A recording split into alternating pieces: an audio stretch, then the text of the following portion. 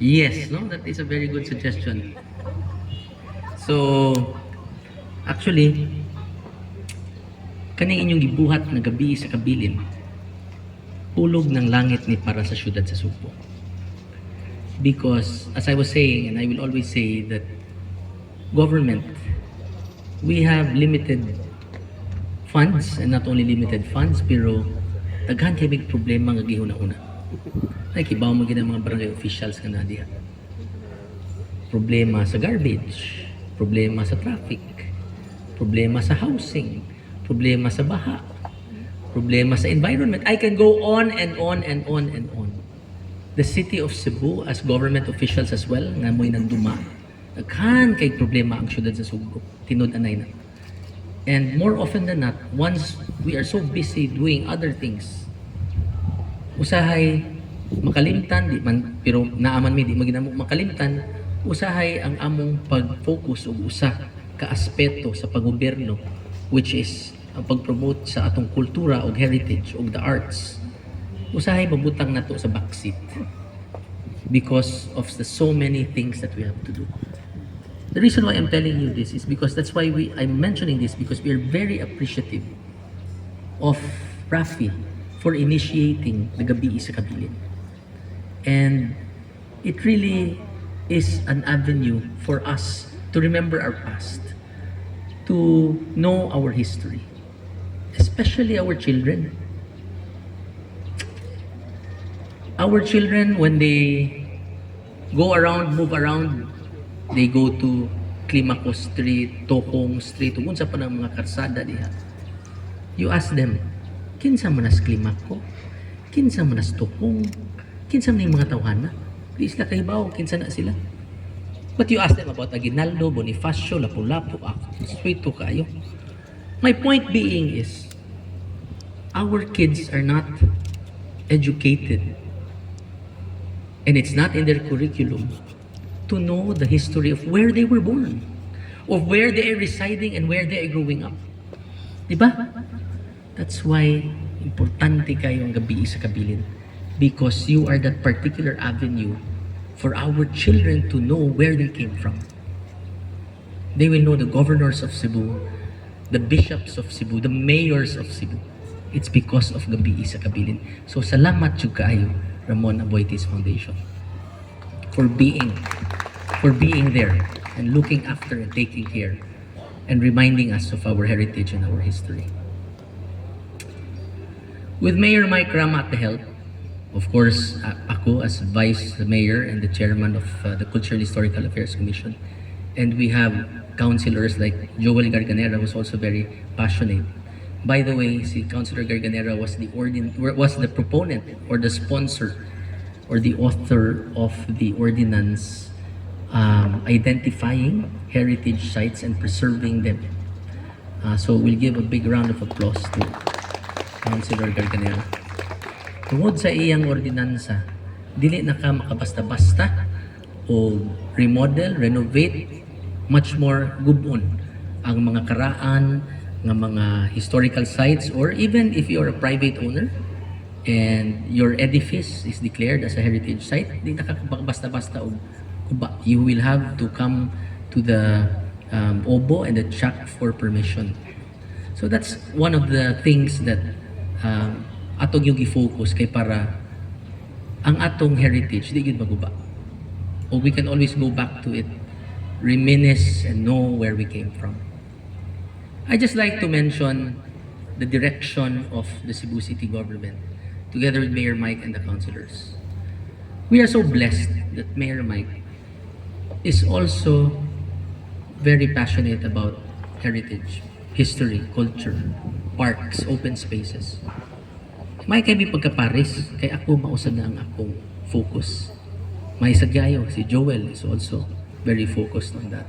Labi na nga si Joel is really from the downtown area. Pila ka tuig kapitan, ilala na to i-mention kay maila na to yung edad.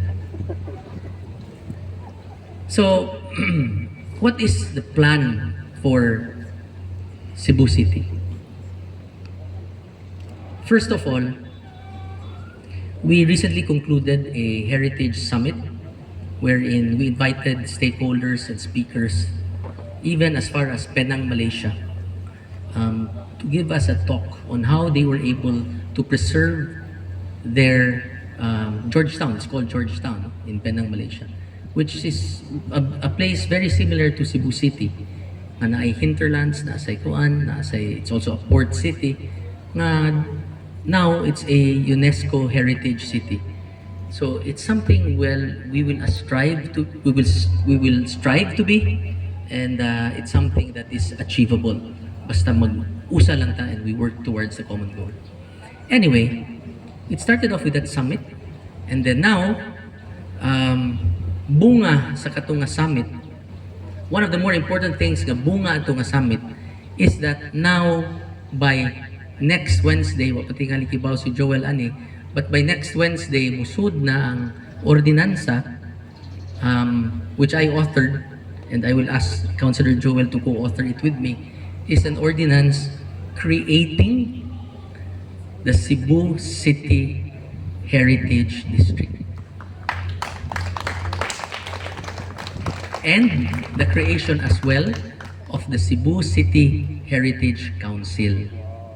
Okay? So, unsa man ni siya? We will declare the old downtown of Cebu City as a heritage district so that now we can protect it, preserve it, and conserve it. And we will have a council that will oversee and monitor and supervise the development of the heritage district. So that kanang council, wa gilain trabaho, mutan-aw lang yun nga it is really preserved and conserved. And because of that, and I will always, nakuha ram sa nako ni Councilor Joel Garganera, I will always say that Cebu City, wa man tay lain nga ipasigarbo sa Cebu City. Kay wala man gyud tay white sand beaches dire. Na ba? Wow eh. Adto kuno mo sa Ermita Pasil, white sand ba na?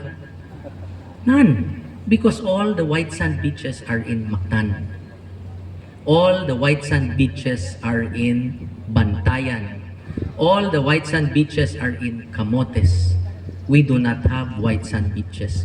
Mura ba na ipanghambog na yun? Visit Cebu and visit our beaches. Muna, ang mga turista, inigabot diri sa Cebu, diretsyo Mactan. Hindi na sila matug Cebu City. Diretsyo Bantayan, diretsyo Camotes, ang uban, diretsyo Pier, kay matug Bohol. Diba? Wa na ang Cebu City. They don't look at Cebu City anymore as a tourist destination. Kaya ang ilang gihuna-una, diving, snorkeling, and all of these things. So Cebu City does not have the white sand beaches. But what does Cebu City have? Magsige balik-balik. We have a very rich heritage. And you will know that we have a very rich heritage because we were all students once upon a time. And in our history books, Magellan in 1521 came to Cebu City. Out of all the provinces and places in the entire Philippines, ni anhi yun si Magellan diri sa Cebu. So what happened? He made civilization here, no? So I would always say that maybe in the far east, Southeast Asia, Cebu is probably the oldest settlement or civilization in the Far East. And that is something that we should be proud of. And that is something ato ginang ipasigarbo.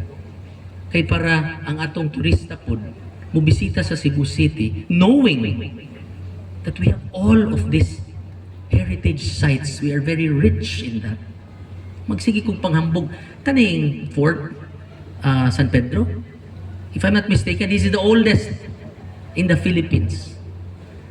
That Plaza Independencia is the oldest park in the Philippines. Oldest. We have the oldest street in Colon Street. We have the oldest Christian relic in the image of Senior Santo Niño. If you talk about heritage, it's Cebu City. It is not vegan. They came after. It is not Intramuros. They also came after. It is Cebu City. Una nga angay yun nato ning ipasikarbo ang atong cultural district, atong heritage district of Cebu City, so that we can promote this also in our tourism programs. Diba? So, kanti plano. Eventually,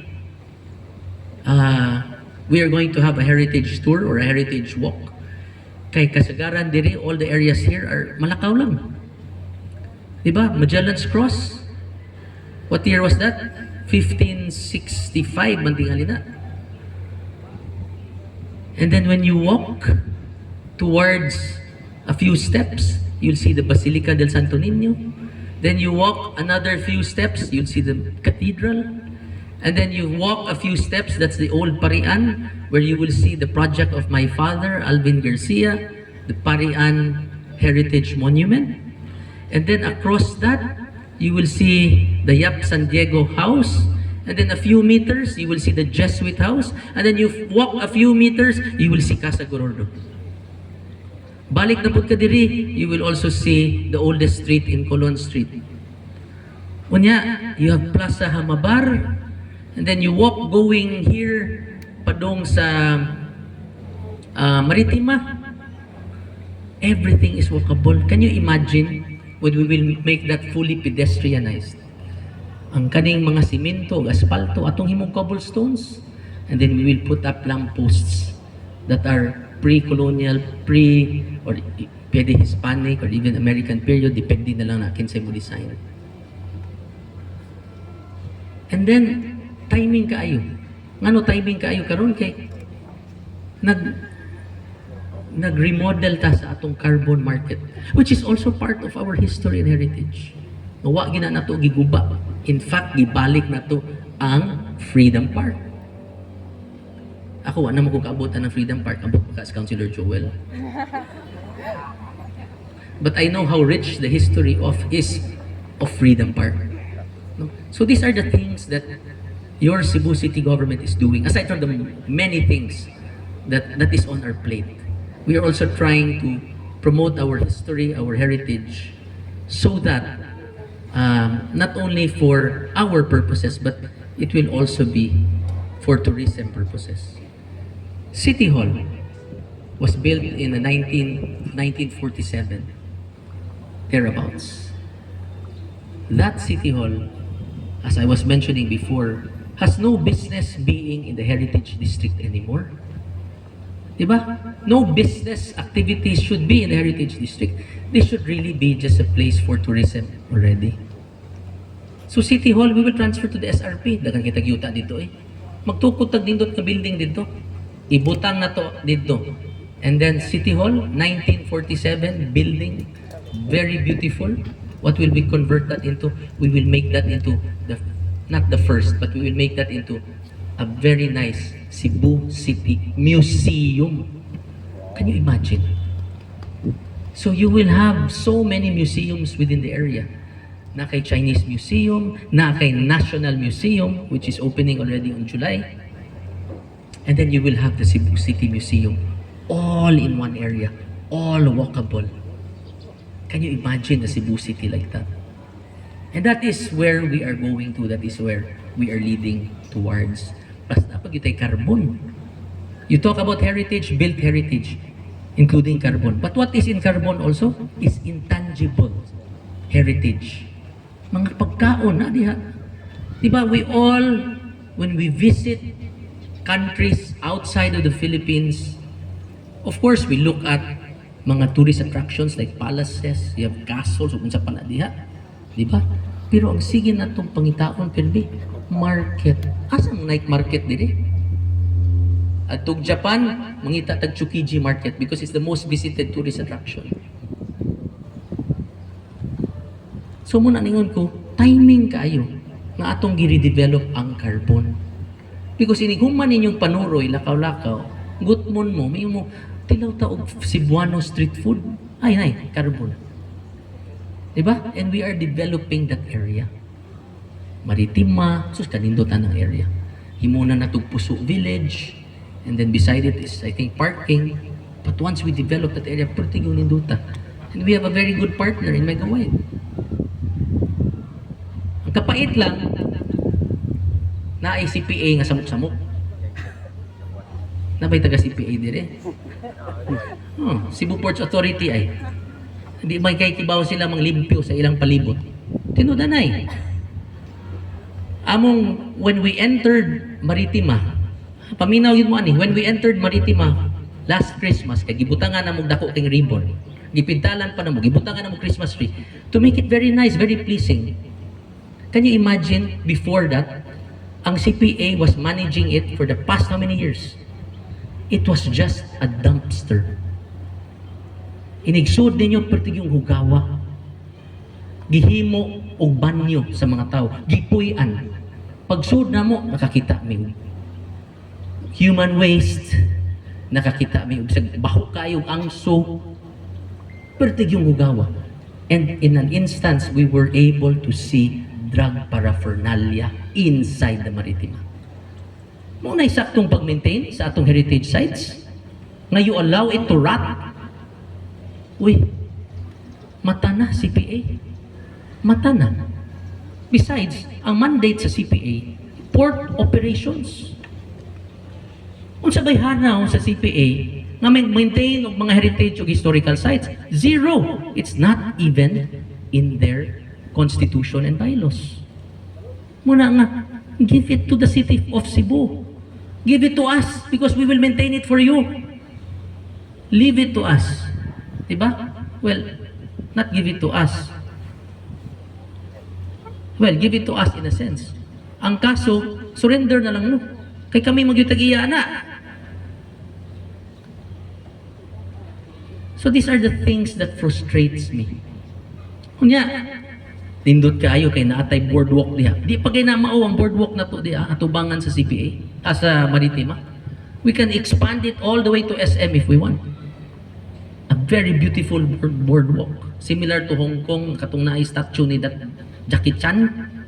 Bruce Lee ba to? That's a very beautiful boardwalk. Mas gwapo pa atong boardwalk nga naman. Kato kang sa Hong Kong, Bruce Lee. Ang imo makita sa Bruce Lee naman naay skyline gamay. Pero kita natay tulo ka bridge nga makita. Lupig ang Hong Kong. So what did we do to the boardwalk? Atong gisugdan og limpyo. Gibadlong pa mi CPA police. Unya, pag panglimpyo na mo dito, unsa mo nakitaan? Sus, drug paraphernalia again. Unsa man mong CPA? Oy. Di mo kabaw. They really don't know how to maintain. I don't know if cleanliness is in their vocabulary. Seriously. When I feel so passionate and I feel so bad about how things are happening in that area when we can really fully develop it into a world-class historical site for all of us to enjoy. You know, I can go on and on about the plans of the city of Cebu when it comes to heritage and history. But that's just a sneak peek of what the city is really planning to do, especially in this area. We have so many historical sites down to the Fuente Osmeña, down to the Capitol Building, Rizal Library, Bradford Church. Pertig yung daghana. No, but we will still focus lang usa on this area here, ang downtown, which hinahinay lang ta because we don't have enough resources for everything. But rest assured, this government, with Mayor Mike, myself, and Councilor Joel Garganera, we will be your supporters when it comes to preserving our history and our culture and heritage. Problema lang namo, mga government officials ninyo. Ang problema, kiba kung sige problema namo, tagutlo ra yung tao ng among tuig. Our plan is a 20-year plan to develop this area even more. 3 years na may gihatag sa babalaod.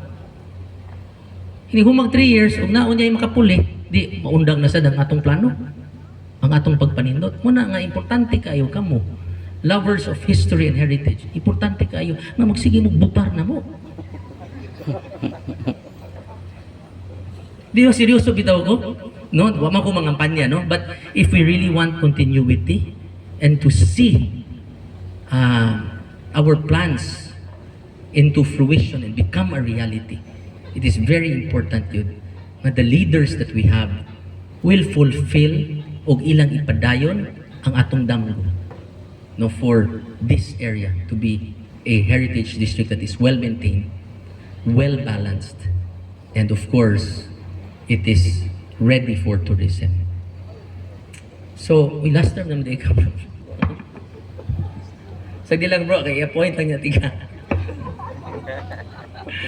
So, mga kaigsuunan, I am very happy to be in the midst or in the presence of passionate people like myself and Councilor Joel when it comes to heritage, history, culture, and the arts.